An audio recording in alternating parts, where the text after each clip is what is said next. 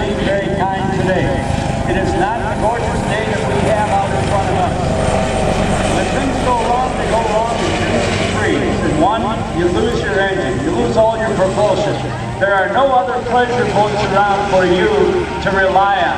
So you call the Coast Guard on the emergency channel. They dispatch this crew.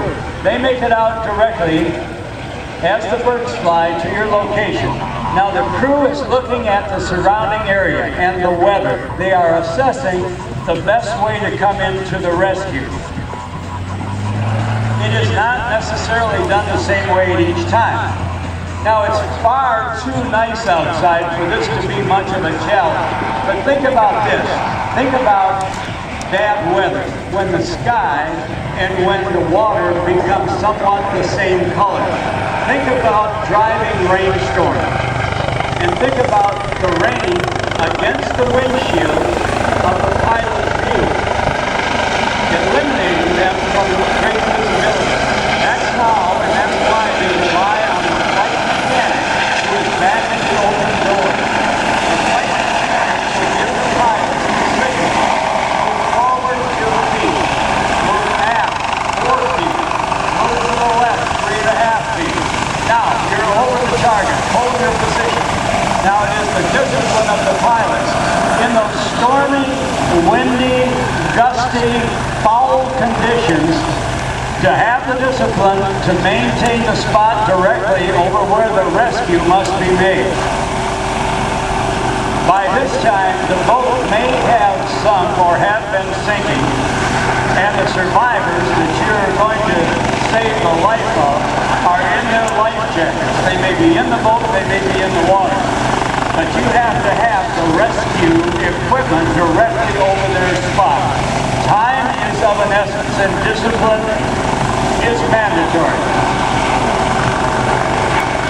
Very soon you will see a wire basket, which is the method most used on a rescue.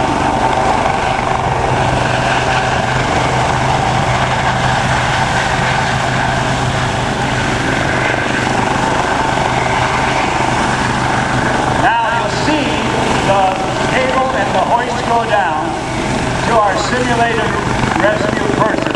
He's actually part of the crew that walked out to the predetermined spot. Now in lieu of the basket, he's going to take a nice, joyful ride. Very soon he will be looking at you. And if he does, you can wave back. That's the rescue swimmer from Ann Arbor, Michigan, AST2, William Lawson. The hoist operator, again the mechanic, and the voice of the direction and spacing for the Dolphin helicopter, Sean Anderson from Chicago, Illinois. Pilots Lieutenant Lauren Bullenberger from Peachtree City, Georgia, which is just south of Atlanta, and Lieutenant Joe Kaufman from Nashville, Tennessee. State-of-the-art equipment. As the door closes, they head back, and if necessary, they will transport the rescued personnel to a hospital.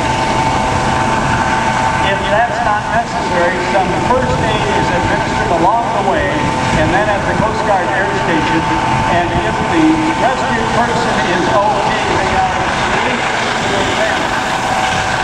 Look back at the tail rotor. It's a rather unusual design, but its concept dates back a long way. It's called a fenestron, which loosely translated in French